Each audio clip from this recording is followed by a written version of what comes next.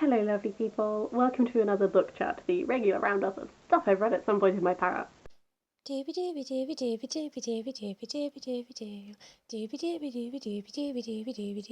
Vlogs. I've got 5 books to talk about this week, which feels like a lot, so I'm going to try and be super duper concise. I will kick things off with In the Night Garden, which is the first book of the Orphan Tales, which is by Catherynne and Valente and illustrated by Michael Kaluta.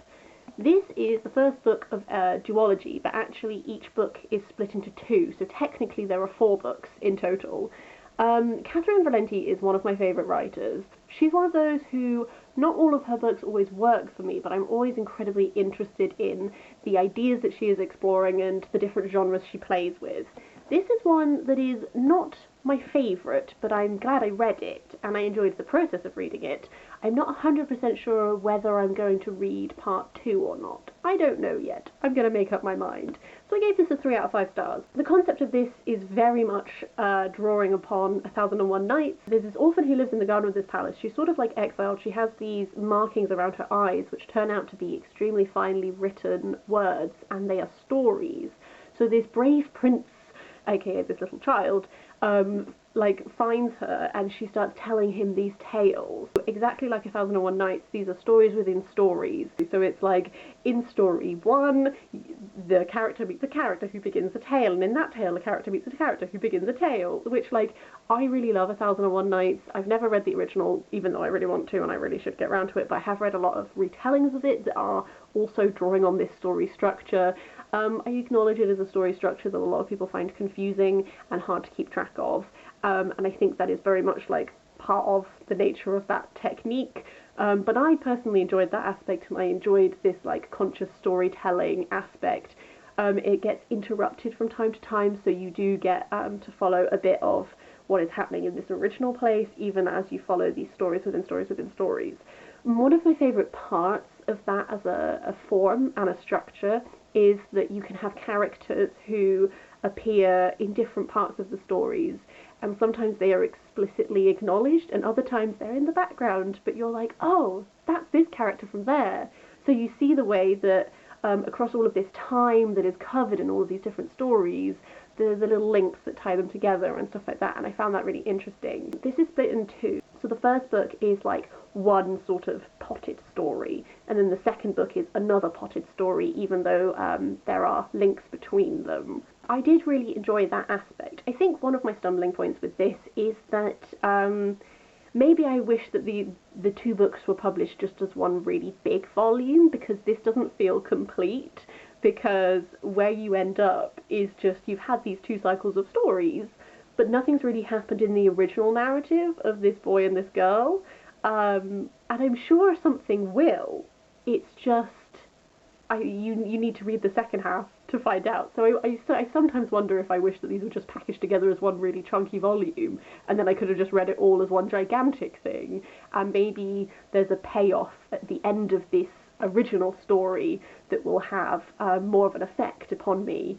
It's just, I don't know what that payoff is, and so far I'm just these have been 2 lovely little story cycles, but why? You know? I don't know, sometimes I have a stumbling point where I'm like, what is the actual story that we're telling, though? Another thing about Catherynne and Valente is that she has very gorgeous descriptive writing. That is very much what is happening here. There is a lot of interesting concepts and floating, beautiful descriptions. That's something that I expected going in. Occasionally I got a little tired, just because it is a bit of a chunker, and there are so many of these descriptions that sometimes I would just find myself slightly skimming from time to time, because I was trying to get to the bits where there was the plot. That is just a me thing, and also probably because I am quite tired in general at the moment thing.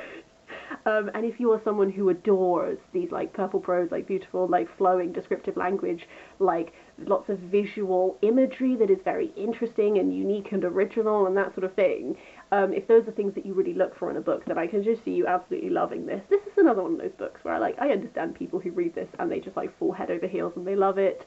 I am very tired at the moment, so there's a chance that might have influenced my reading. I think that's all I have to say on this, because the form was interesting. the descriptive writing was beautiful, it does sort of feel unfinished because it is one half of a whole. So it's more of a question of I don't know whether I have a drive to read the second half. This was given to me by my mum, who had already read it. If she happened to pick up the second part and then lent it to me, I would 100% read it.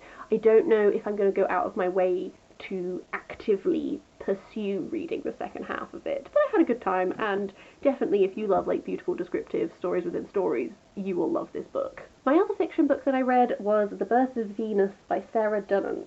This is a historical fiction. I had a stumbling block with this initially because I thought that this was going to be a historical fiction book that was exploring Botticelli's The Birth of Venus. You know, similar to like The Girl with the Pearl Earring, like these historical fiction books that imagine what the backstory of the person who was the model for this famous painting was. That is not what this book is. This is set in Medici Florence, and we're following a girl called Alessandra, who is very passionate about art, but because of the fact that she's a woman and also like her social standing, like she's expected to just like get married, have kids, and not pursue an artistic career.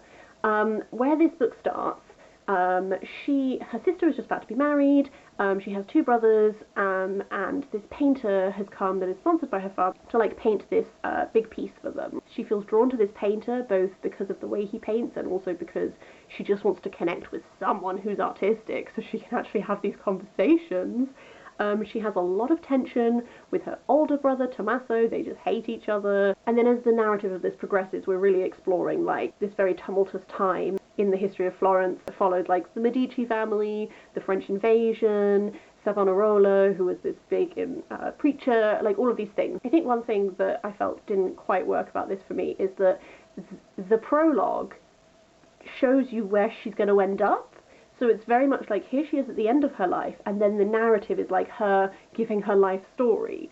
But the problem is because I know where she ends up, I know where she ends up. Whereas I think if it had just started without that prologue, and it just started from where she starts narrating her life story, I think I would have felt more tense and more on edge at times, because I would have been like, what's going to happen to you? Except I kind of know what's going to happen to you, you know? The descriptions of Medici Florence were gorgeous, and also the descriptions of the artworks were beautiful. Those are like my favourite aspects of this. I thought those worked really, really well, and it very much weaved like this beautiful portrait of what Medici Florence was like, and also it was very readable. I read this in a day, and I can definitely see why a lot of people would get immersed in this and swept away in this and would love it. I gave it 2 stars because I got annoyed. First of all, I felt like some of the characters, I did not understand their motivations. I did not understand why Alessandra and Tommaso had this real hate relationship going. That cat, Tommaso in particular, does things that I really do not understand the motivation for, and kind of felt very much just like as an excuse to make a plot point happen. I felt like there were some other characters in this as well who just didn't feel like fully fleshed out characters to me. They just, their motivations and their reasons for doing things felt very murky. There was a lot of this where, because of Alessandra's social position, she has to stay at home. So there is a lot of instances of other people telling her about, like, the historical events that were happening at the time. So there is, like, big info-dumpy portions. So rather than Alessandra herself being present for these moments, she just has other people telling her about them. On a flip side to that, which might seem like a silly complaint to make, having just said that I wished she was present for more things, this does a thing which I just personally find annoying in historical fiction books, where she just happens to be connected to a whole bunch of ridiculously famous historical figures in a way that just didn't really work for me. I read historical fiction sometimes that is like, we are a famous person and we are in the midst of famous moment, and then that works for me because I'm like, I've signed on to get a better understanding of, like, I don't know, Mary Queen of Scots in this particular time. Whereas having accepted that this was not about the person behind Botticelli's painting, to then have all of these wildly famous historical figures from the time just like casually pop up and be somehow related. I don't know, just the way that those aspects were executed just felt, again, extremely convenient. and that sort of thing. Like, I don't need 100% believability in historical fiction, because if I did, I would read non-fiction, you know? But I don't know, it's a personal pet peeve. It's something that just doesn't quite work for me sometimes in the way that it's executed, and it didn't really work for me here. So suffice to say, this is one that I'm disappointed, because I really wanted to read like a gorgeous historical fiction that was like delving into art history. It didn't quite work for me. I'm a big believer in negative reviews being a useful way for people who might like the book to discover that they might like the book. So I think that there is a real audience for this, and I think that a lot of people really will love it, and I think a lot of people will get really swept away in this story. It just didn't quite work for me, and it just wasn't really what I was looking for, and I'm a bit disappointed, but there you go. My final one that I guess is fiction is Constellation Myth by Eratosthenes and Hyginus, which also has Aratus's Phenomena in it. I wrote down exactly how this book functions, because I got a bit confused. So this contains Catasterisms by Eratosthenes, which survives in two forms. There's like the epitome, and then there's the Vatican fragments. The Vatican fragments are incomplete, but they sort of add extra things that were not in epitome. There is Constellation Myths, which was compiled by Hyginus, and then there is a prose translation of the poem Phenomena by Aratus. So then this is structured around different parts of the night sky, and it sort of grouped some of the constellations together in theme, and then for each constellation you have the extracts from those texts that describe the background of the constellation, and then you have a commentary from Robin Hard, who is the translator, that is sort of like giving context and explaining things about it. So this was really good for what it is. I think it's a really great like resource document if you are someone who is a writer and wants to maybe incorporate some of these myths into your stories, if you are someone who just wants to get a better understanding of the background of myths, both like the basic core of what the myth is and also like how it developed, how it has changed. Really great for those purposes. I will say, maybe don't just read this like I did, which was just like, as a book. Only because it can get a little repetitive, because you have these different extracts from different sources. Sometimes they are repeating the exact same information just in ever so slightly different ways. So it can get a little repetitive, but like, that is what it is. So that's not like a criticism, it's just like a word of warning. So I think what I thought it was going to be was more just like the stories behind the constellation, was actually have these different sources and what their different sources are saying. So definitely like really good for what it is. Really glad I read it. Definitely a good resource document. Will be keeping it and referring to it should I ever need to. Just like, that is what the form is. Be aware of that before you go in, I guess. Finally, I have two non-fiction books I just wanted to talk about briefly. The first of those is Why I'm No Longer Talking to White People About Race by Reni Eddo-Lodge. I've mentioned before when I've reviewed other anti-racist readings that I've been doing that I've been really intending to read ones that are focused on Britain, because I think a lot of the reading I have done has been very American focused, which is important to do, but also I don't want to then overlook like the history and actions of my own country that I live in. I thought this was a really great like introductory book, and I think that's kind of what it's setting out to do. Like, there are a number of different sections in this that focus on different things. One of them is like focused on history, one of them is focused on like feminism, one of them is focused on class, that sort of thing. And I think it does a really great job of being like a good introductory start place to introduce you to these issues. And also, one thing I really appreciated about this, a lot of the history stuff I already knew because I am interested in history, but this is really good at giving like sources and figures and like factual information to back up topics that you might be vaguely familiar with, like the concept of the topic, but this is delivering on like statistics and stuff like this that like is real like foundational like knowledge and facts that you can use to back up these concepts that you might have been introduced to already. So I really liked that aspect of it.